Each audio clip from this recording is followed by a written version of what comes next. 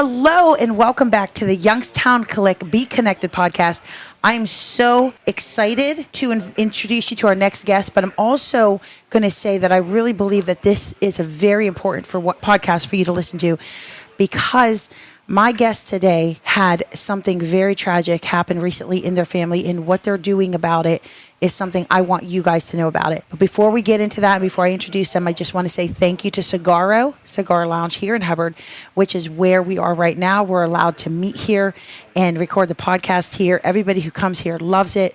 There's just a cool vibe, and it's kind of like a central spot for conversation that just happens organically and naturally. So we just thank them. They always make it very comfortable for us to meet here. We want to thank www.ohioflame.com.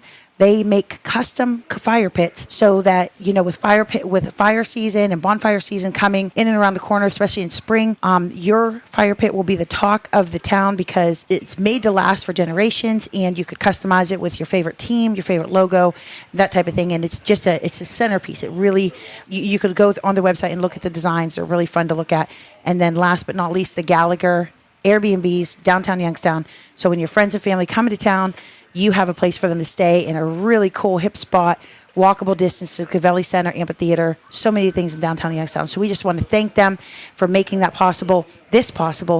And without further ado, I would like to introduce you to Bill and Pam Van Hoos. Bill and Pam recently lost their son, who was only 27 years old, in an accident. He was hit by a drunk driver and killed.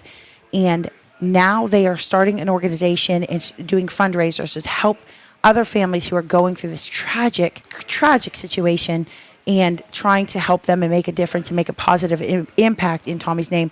But that's all I'm going to say about it. I'm going to introduce you guys to them. So welcome, Bill and Pam. Hi.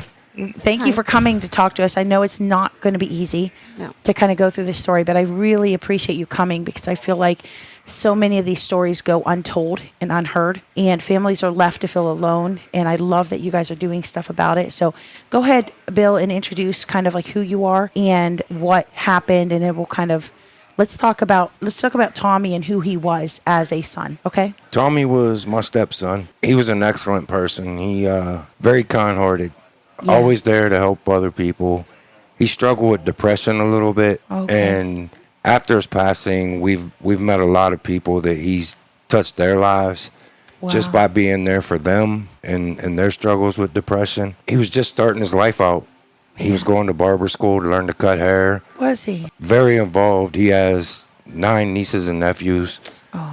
Did adored him, and he spent a lot of time with them. Tommy was very athletic. He played basketball, softball, football.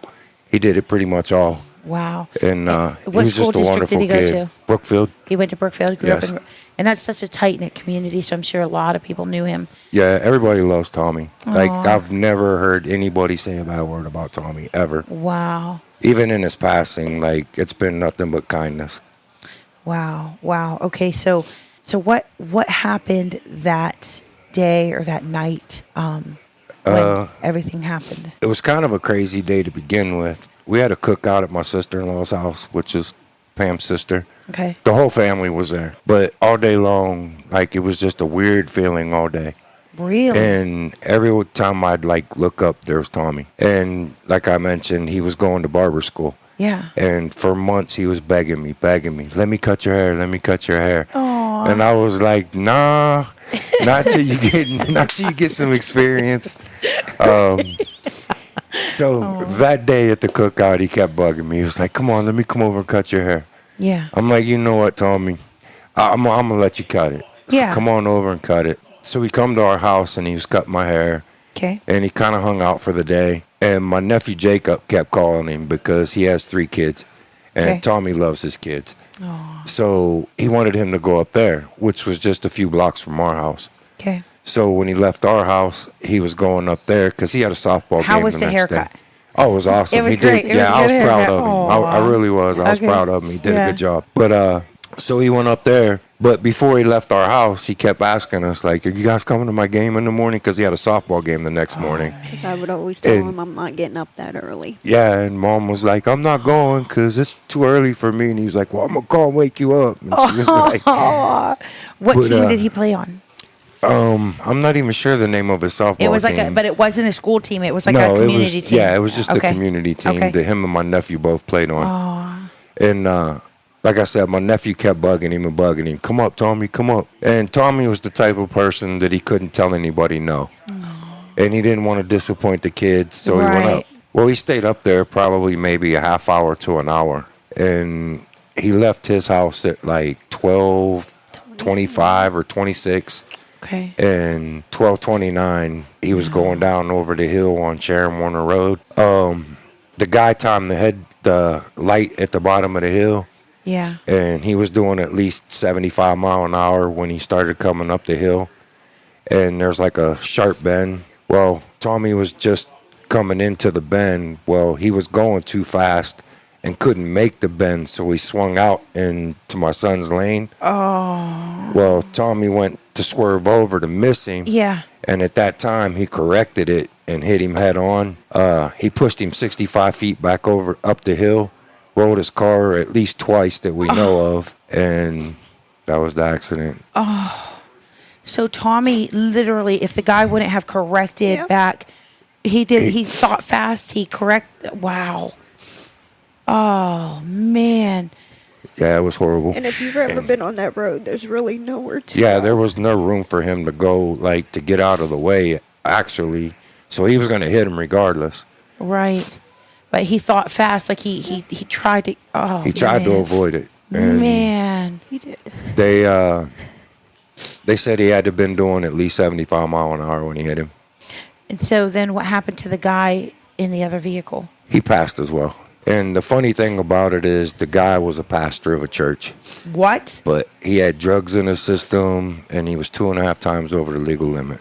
And what is a What? pastor doing at 12:30 at night, drinking and smoking dope? Oh. Yeah, on his Facebook, he's baptizing kids, preaching. Oh. Yeah, so And he it took kind my of. kid, my son, my heart. Man, I am so sorry. I can't.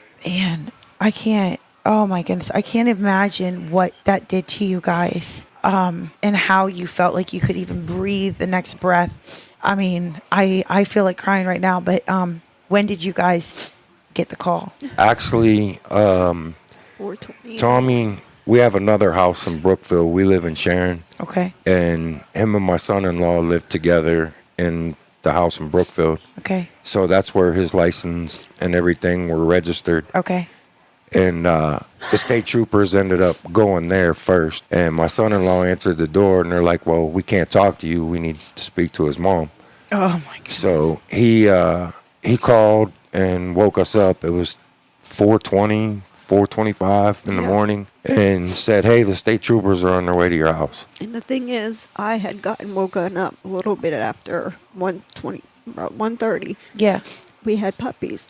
I heard this really loud screech, and I thought one of the puppies got stuck in their cage. And then I just laid there, and that's to find out that's when Tommy passed away. Wow. They thought Tommy still had a heartbeat, so they took him to the hospital. The guy that hit him died immediately. Oh, so oh my goodness. Okay, so so he hit him head on. Did the car He caught on fire. He- The pastor caught on fire. the pastor caught on fire? Yeah. But Tommy then was just He was pinned in his car. He They was had to pinned. cut him out. oh my, and they thought he had a heartbeat. Yeah, but what they state- explained to us, it was just electric. The electric currents and Yeah, stuff. that it really was. Like, he was already gone. Was he? And so they took him to the hospital. They worked on him for like 45 minutes thinking that they could bring him back, and he was gone already. Okay, so So- when you got the call, now this is kind of going into the reason why you guys do what you do now. Right, correct. Because I can't even imagine. Getting that phone call or that knock on the door. You guys had mentioned before, like when families go through this, they are stunned, Yeah, it's devastated, devastating. and just So walk us through the next couple days of what that Well, looked like for your family. To me, like, I don't know what was worse, hearing that my son passed or seeing his mom oh my after goodness. she was told. Like, that was the hardest thing I've ever had to handle in my life. Well, I died And to that this night day, too. it still is, because she's literally dying of a broken heart, and I can't fix it for her. Like, I consider myself to be a man and try to fix every one of her problems when she Right. has one, Yeah. but this is one I can't fix. So after Tommy's funeral, like, it was bugging me, because that we had to raise money for our We son. had to Like, do a that GoFundMe bothered page. me. Oh, Like, why? Like, how many families, suffered through this? And so it angered me enough that I told her, I'm like, I have to do something. yeah. Like, I don't know how I'm gonna do it or what I'm gonna do, but I have to do something. Wow. So I just started planning and putting things together, and I told her, I said, I'm starting a foundation in Tommy's name. Like, I have to do this. Yeah. Yeah. And just God kept pulling on my heart to do it. Yeah. And so I just started making phone calls. Like, what do I need to do this? Like, how do I go about getting this started? How do I become legal? How can I raise money Wow. legally without, Yeah. To do it right. Right. So somebody told me to contact the Community Foundation of Western PA and Eastern Ohio. Okay. So I contacted them and told them the situation, and they're like, look, we'll help you every way we possibly can. They joined forces with me, and I started planning our first event. We had our first event this past October, Okay. and we raised like almost $5,000, I think. Wow. So, and in doing that, we was able to help a few people out so far. Yeah. But being just starting out, I mean, it's like we can't. Yeah. Things take a while to get moving. Yeah. And So after that event, I was like, I got to start planning another one. And she was like, well, wait till after the first. And I'm like, no, like, I got to keep working. Yeah. So now I got this event coming up in July. And Talk to us about you started the foundation. What's the foundation called? Warriors for Tommy 25. Warriors for Tommy 25. And so why the 25? When Tommy played football in high school, that was his football number the whole way through high school. Yeah. And he was a star athlete. Like, he was. Sounds like he the loved it best. so much. He You know? did. Football was his thing, His life. and Yeah. he really liked it.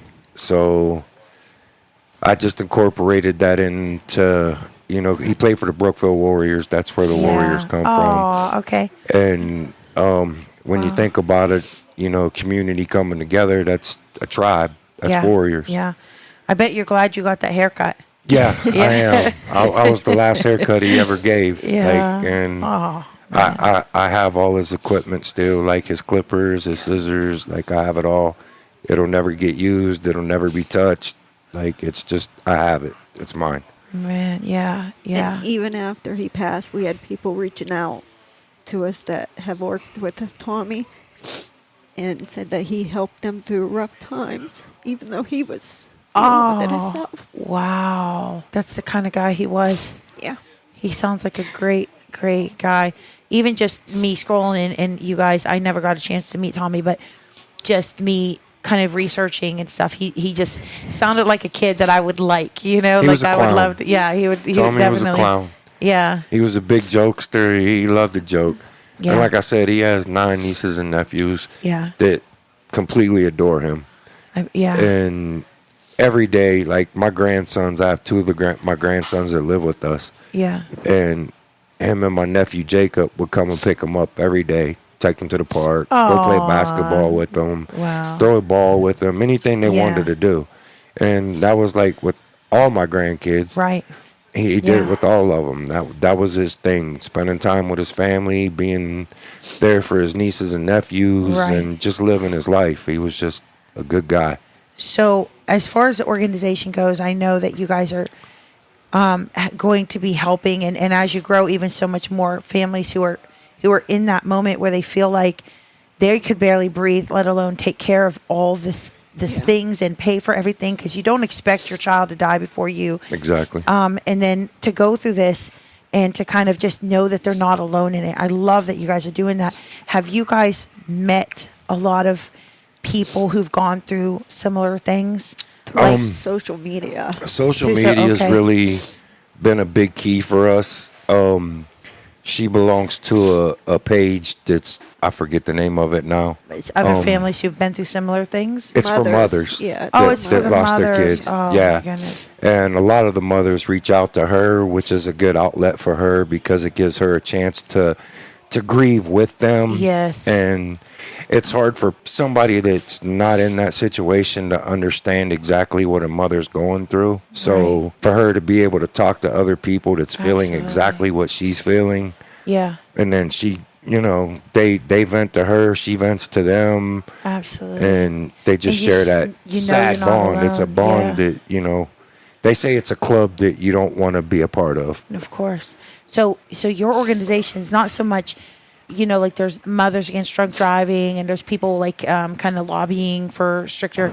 Yes. That's not so much. What you're doing is putting your arms around the families who are going through it in that moment, which is so powerful because sometimes we, get busy fighting for the bigger pictures and we forget the individuals. And I love that you guys are doing this to help the individual families. I lost my mom and, I have sisters and stuff. And I'm so thankful for like my sisters that had the wherewithal because I could not have made those decisions.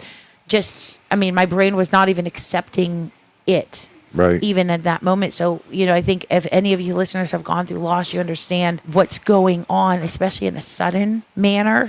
Oh my goodness. So what would you say, Pam? You help so many other women and kind of grieve with them. What would you tell somebody who might be listening who's going through it? And I know you're shaking your head even as you say that because I know it's like a continual thing. Yeah, But I'm still suffering no matter Yeah. day to day. Like I said, I died that night. I'm just still here. man, It's hard. wow. Yeah. I had somebody ask me why is it easier for fathers to go through a grieving process than it is for a mother. And I think what people don't understand is a mother carries that child inside of her for 9 months. And for the first couple years of that child's life, mom's pretty much it. Yeah. So as a mother, they're going to grieve longer and deeper than anybody else. Of course. They feel like that child is a part of them, like you said, And as men, we're raised to be stronger, to be the rock for the family. Right. Yeah. And that was my explanation. Like, a mother has to carry that child and care for that child and meet its every need from the very beginning. Right. To where a father's going to work, he's not Right. there as far, you know what I mean? He's there, but Absolutely. not like a mother. Right. And I think that as humans, we're never made to feel helpless. We are not, because you face something, and especially as men, you have that little bit of a muscle. Okay, like this machine part isn't working. Okay, let me figure it out, and I'll fix it and take it apart and do it so many times. Where I like, you know what I mean? Right. Because that's how you guys are. We're trained to be wired. that way. Yeah, exactly. Women, we want to care for. And we want to make things right in a different way. Our son gets a boo-boo or something, and we could fix it. We could comfort them. Yes. Right? So you guys are Right. fixing, we're comforting, and then all of a sudden there's this wall where it looks like you're helpless. I because can't you can't fix it. Right. And that goes against what it means to be human until there's that acceptance. And so I think what you guys are in the process of doing, and I so highly respect, is that you're not saying that you're, even though you might feel like that's crickets. That's my button is going crazy here. Yeah, sorry about that, guys. You're not saying just, hey, I'm going to sit in my garage and drink, or I'm going to sit and just whatever. You guys are taking even how you feel in that moment and making it into something, and slowly reminding yourself that you're not helpless in life. You might be helpless in that one situation. And I think that's so important. I mean, just from the outside in, I've done a lot of research. I feel like people start falling apart when they forget they feel helpless in one area. And so their brain goes, I'm helpless in every area. Mm-hmm. And what you guys are in the process of doing, even in your pain, Pam, helping other women realize they're not alone. That's so important, because I can't even imagine feeling, like I said, like you don't even want to breathe the next minute, Honestly, if it wasn't for him, my other daughter and the grandkids, I wouldn't be here. That's how bad it hurts.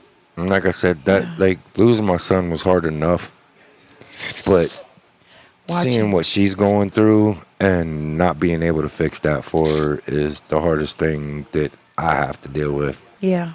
And like by me wanting to start this foundation, like I'm able to focus on it. And to me, that's me keeping his legacy alive. Yeah, absolutely. And keeping him with us, to where for her, she has to hold that in her heart. Like, she sits there and waits every day for him to still walk through our front door. Like, because he came to our house every day to eat dinner with us. Oh, my goodness. Like, he did everything with us. Yeah. My birthday was Sunday, and and he would have been there. He would have he would have definitely given been you a big there. hug and everything. Yeah. He would have been the first one to call her. He would have been the first one through the door. Like, that was just Tommy. it Like, teased he me was. because my football team lost the Super Bowl. And he would have been there ragging on her about it. But, and that was just Tommy. Yeah. Like, that's how he was. How's your daughter? How's your daughter dealing with it? She's coping. She's getting through it. She helps me a lot with this foundation. She's helping. Good. She does a lot for me. She makes all my phone calls. She deals with everything that I don't want to. Yeah. Yeah. So and I'm proud of her for that because she handles it quite well. So this fundraiser that you're doing in July, talk to us about that, what that looks like. Is there an admission to get in? Like what's it going to consist of? We have 4 bands coming. Okay. We have a band called Scenic Route. They're from Cleveland. They're all rock bands. Okay. And where's it going to be at? Yankee Lake Ballroom in Brookfield. Okay. Tickets are $20 in advance, $25 at the door. Okay. They go on sale next Friday. And they can go to warriorsfortommy25.org? .com. Okay. Mm-hmm. Okay, to buy the tickets? Yeah. Okay. Or like my phone number's on there. They could call me or go to the Facebook page and got it. Okay. I'll respond to the messages, whatever, however they want to get a hold of me is fine. Right. We're going to have 3 50-50 drawings. We're not only honoring our son at this event, through social media, we were able to get in contact with other people's lives that's been affected by drunk drivers as well. Wow, yeah. So the people that they lost in their lives, we're going to honor them as well. I've got pictures that we're going to have posted up, and we're going to pay honor to them as well. So you guys, in your particular situation, didn't necessarily need to go through the courts to, like so many families, when after this happens, they have to go through the courts and watch the person that, right. No, he perished too. Yeah, he passed. So, so many families, it becomes like even more long and drawn out to watch, this person kind of, have to go through the court and then have to go testify and have to go through all that. But what would you say, and I know that I'm kind of putting you on the spot, but having been on the side of loving this person and through no wrongdoing, I mean, all the facts came back that there was nothing in his system. There's not even a question that he was, under the influence or anything. And, he's been just cleared of everything. So what would you say to anybody listening who thinks that they could get behind the wheel after drinking? In my opinion, it's the most selfish thing a person can do, because not only you're putting your own life at risk, you're putting everybody's life at risk, because they don't understand when you take somebody's life like my son's was taken. Yeah. Not only did you hurt like him, but now you got a grieving mother, a father, nieces, nephews, cousins, friends, sisters. Like you changed. Yeah, sisters, like you change everybody's lives. Yeah. So it's not just one life you're taking multiple lives with you. Yeah. And that's the sad part about it. And the laws, they're so lenient that my cousin 4 years ago lost her husband to a drunk driver. For real? She just had his baby. Like, I don't even think he was a year old yet. Or maybe he was a year old. He got 4 months in jail for that. What? Yeah, he only got 4 months in jail. One of our friends on Facebook, she lives in North Carolina. A guy took her husband, her daughter, and her son-in-law all in the same accident. He just got out of prison from doing 4 years for hurting somebody else in a DUI accident. Oh, my. And that was like his 4th one, and he only got 4 years. Like, to me, that's that's not right. And we get a lifetime of not having our kids. To me, Pain. it's a moneymaker for our system because they can make money every time they come back. So let's just keep sending them back out there to do it again instead of getting somebody help. Right. And there's too many options in this world to get rides. Yeah. If you're out drinking, like I have nothing against people that drink. Yeah. Like don't get me wrong. Like Right. I'm not anti don't drink. Like Okay. Right. just right. don't drink and drive. Right. You can call an Uber, you can call a taxi, you can even call the police department and say, "Hey, I'm inebriated. Can you help me Yeah. out and get me a ride?" Wow. And they would more than gladly do that instead of picking you up off the side of the road. Wow. So, Wow. I think the laws need to be changed and dealt with. Yeah. And that's another thing for down the road that I'm working on. Yeah. But yeah, it's a senseless act. It's selfish. Wow. So I feel like we can't even encapsulate this life in a conversation. But I am so thankful that people will have you guys to have their back and to ride along, in the event that they have to go through something similar. Is there, I guess, if somebody has gone through it or has something that they want to say to you, Pam, as like a mom to mom, or just kind of figuratively put their arms around you and just be there for you, because I know that some of the listeners, they're going to feel that mom's heart. How could they? Do they reach out to you via the website as well? They can, yeah. Okay, all right. And then you guys have a Facebook page as well? Yes. Okay, Warriors for Tommy 25 on Facebook and the website. Yes. Okay, very good, very good. All right. Is there any other thing that you guys would like to tell the listeners of Youngstown Click? Anything else that you would like to say about Tommy or the mission? Just come out to the events, support us, and it's gonna be a good time. Yeah. It's gonna be emotional. Yeah. Because it's 3 days before the year anniversary of Tommy's passing. So Man, yeah. this event's like pretty special to me. Yeah. It'll be 7 months tomorrow that he's been gone. 7 months. 7 months. And it still And it feels like yesterday. Hug your kids. Yeah, hug your kids, tell them you love them. Don't miss that opportunity. Let them cut your hair.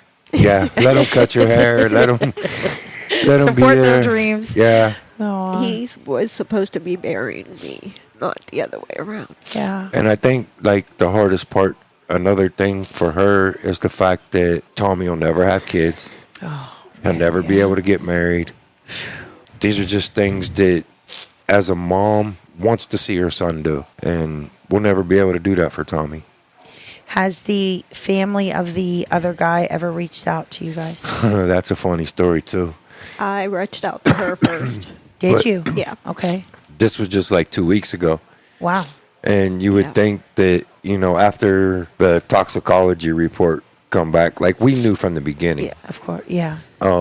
But we weren't allowed to say anything until after Okay, the toxicology publicly. Okay. reports came out. Like we have attorneys and stuff that are dealing with the situation. Okay. So they informed us, like, don't say anything, don't reach out to her, just let it go for now. Okay.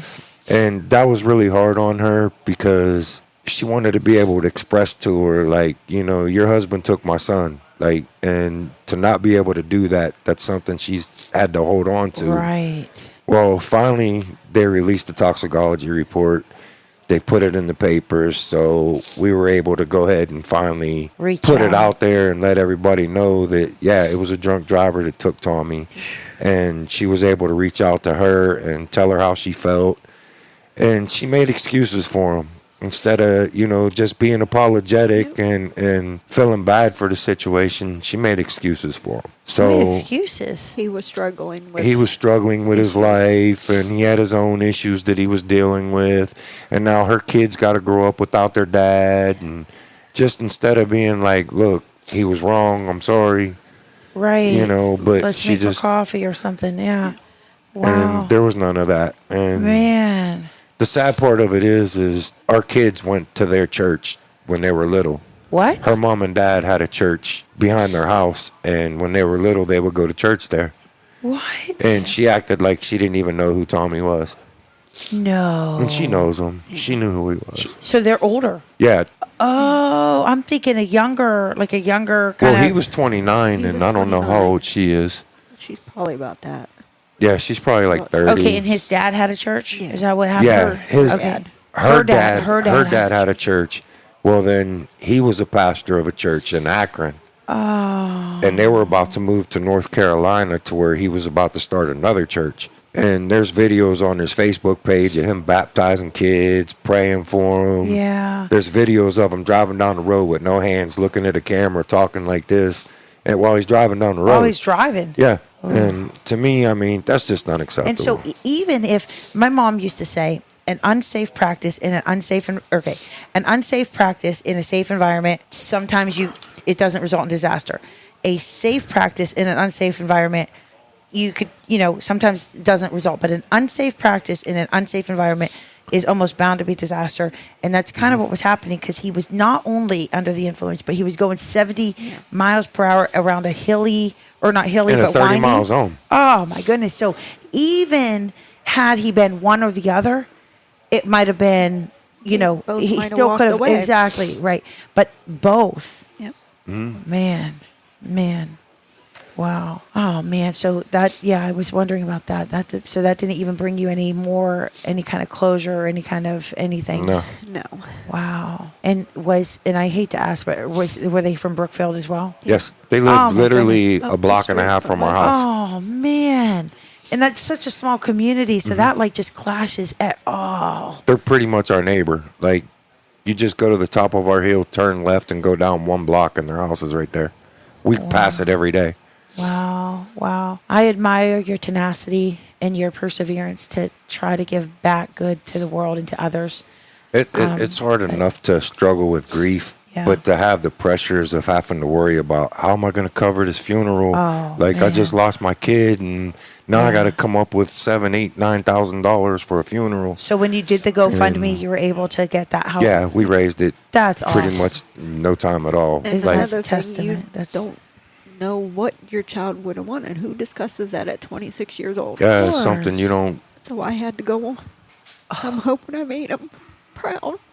I'm sure you did. I am sure you did. Nobody knows their child like their mom.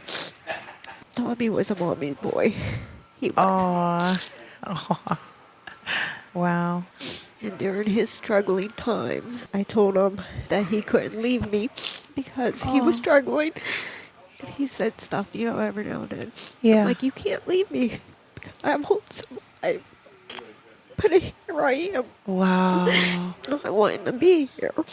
How old was he when he started to really struggle in that area, in that way? Probably in his 20s, early 20s. Really? He just So- met the wrong girls. And Oh. he just wanted to get married, find somebody that loved him like he loved, Yeah. and have kids. And he would have. He would have eventually. Yeah. That's. And he had just met a girl that we're still friends. Like, I tell her all the time, you're my daughter-in-law. Like, you'll always be my She could have daughter-in-law. been. She could have been it. She was the one. Like, she was that one. I think they would have made a good couple. Wow. Oh man, which car was his? The one with the roof cut off. Wow. The engine was can't literally even see sitting what in the passenger seat. You can't even see what kind of car it was. No. Wow. Oh my goodness. And he had to be cut out of that. Yes. Wow. They said the blunt trauma of the steering wheel hitting him in his chest is what took his life. So they said it happened instantly. Yeah. They Like said he after they were didn't- able to. They're he didn't pretty suffer- sure he didn't feel it. Didn't feel it. Yeah. Yeah. Which I'm thankful for, and what's Absolutely. crazy is he had one little scratch on his forehead, and that was it. What? Yes. Yeah, that's he it. I went He in looked like and he I'm was like, sleeping. Like, you would have never knew he was even in a wreck. Are you serious? It Yeah. was just all his Oh, it was body. inside. I'm like, why is he gone? Right. He It looks like Yeah, it he's didn't make no sleeping. sense. But the steering wheel got And the Yeah. motor. it just and everything him. Oh man. Wow. Toby was a well-loved person. Yeah, isn't it something? So, for those of you who are struggling, I just want to point this out. Here's a guy who was so loved. You guys could hear from his mom and dad and from the community how loved he was. But even in that, there were times that he struggled knowing his worth and his value and the fact that he was loved. So if you are there right now, don't ever underestimate that. Sometimes you can't see it because of rejection of one person or in one area of your life, but you don't see how loved you are.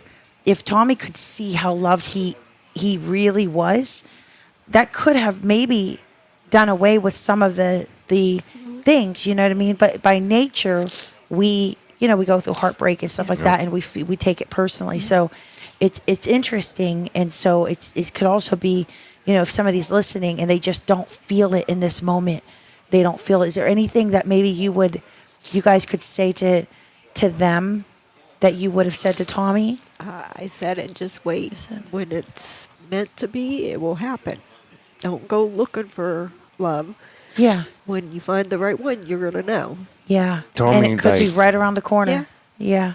He finally quit struggling with it. Yeah. Like he woke up one day and he quit drinking. Like he liked to party on weekends with my son-in-law. Like they did that quite a bit. Yeah. But he was never a trouble kid. Like he never got in trouble. Oh. Like he always was like, he was the type of person if you're in my car, put your seatbelt on. I'm not moving until you do. Sure, right.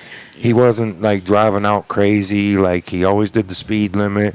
Wow. Like if we were all going somewhere, we would always get there 10 minutes before him. We'd always have to wait on him because he drove like a grandma. Like he should have. Like, but that's just the type of kid he was. Right. So if this basically, he is not the guy that you would have thought this would have happened to. Right. Any kind of traffic accident. Yeah. Nope.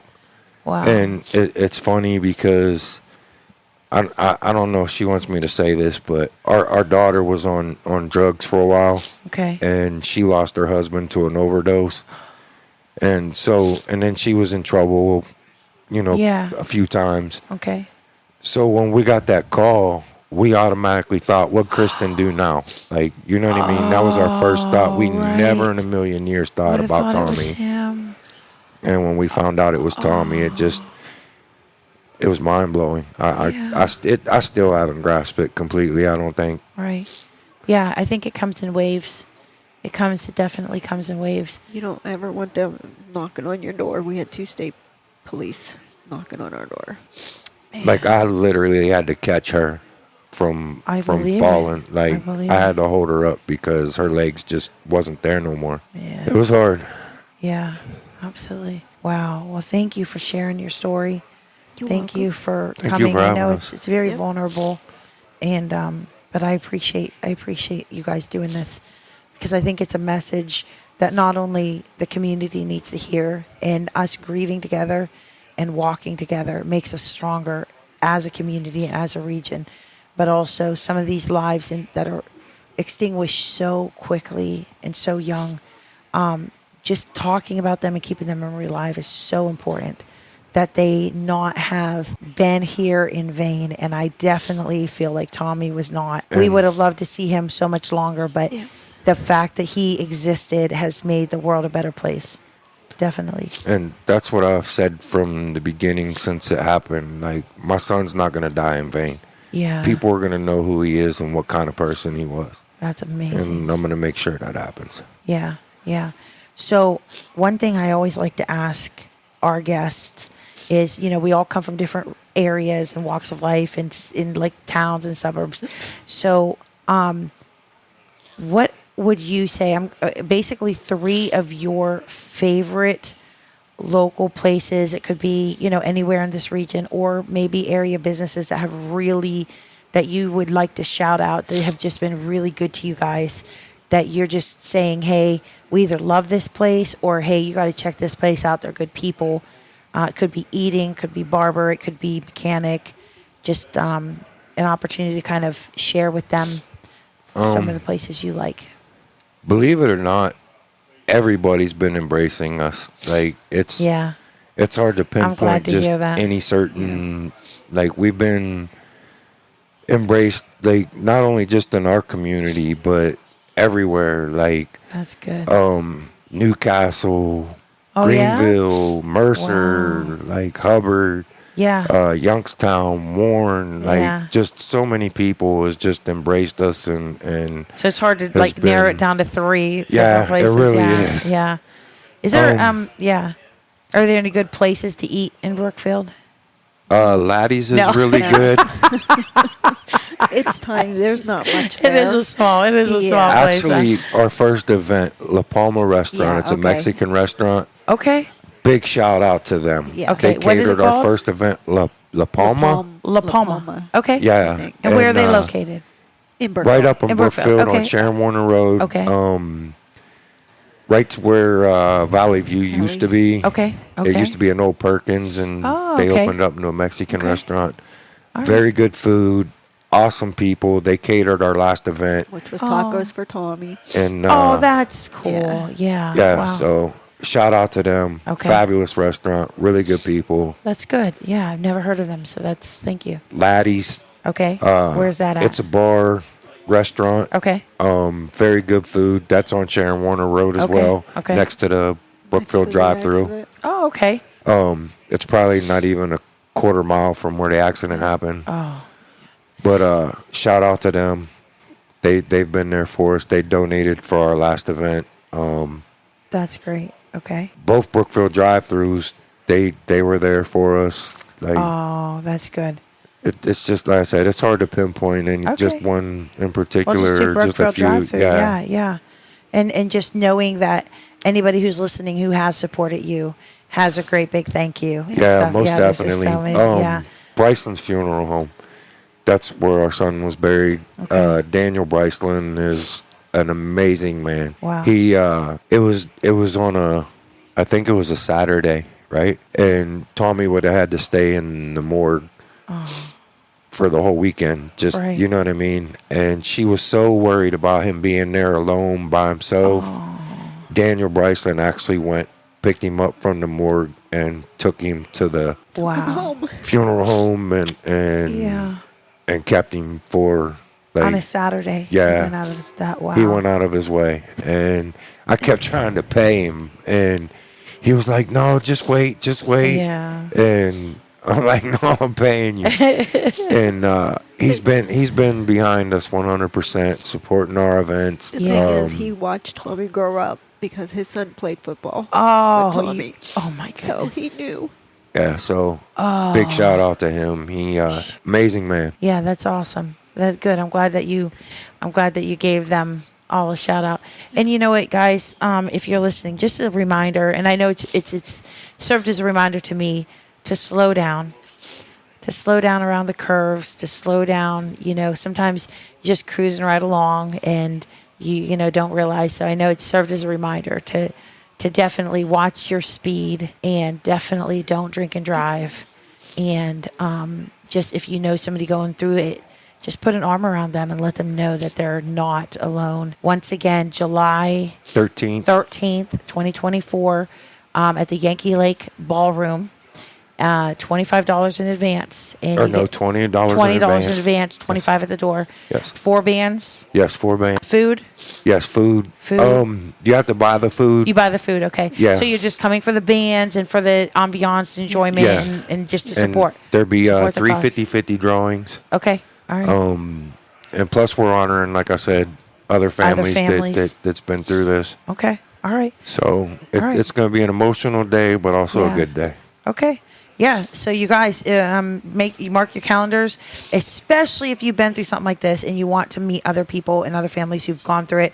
Make sure that you are there and just, be ready to really support a good cause and meet a lot of other people. So as always, guys, thank you for listening to Youngstown Click Be Connected podcast. I hope that you feel a little bit more connected. Sometimes it's not businesses and it's all, there's a lot that goes on in our community, and we need to be connected to it all. We need to be connected to the people in their good moments and in their low moments. And so, guys, thank you for listening. As always, thank you to Sagaro for allowing us to meet here. Thank you to OhioFlame.com, your custom steel fire pits that are made to last for a generation, and the Gallagher downtown Airbnbs for your friends and families when they come into town. And we will talk to you later. Never forget that you are the best part of what makes Youngstown click. I'll talk to you guys later.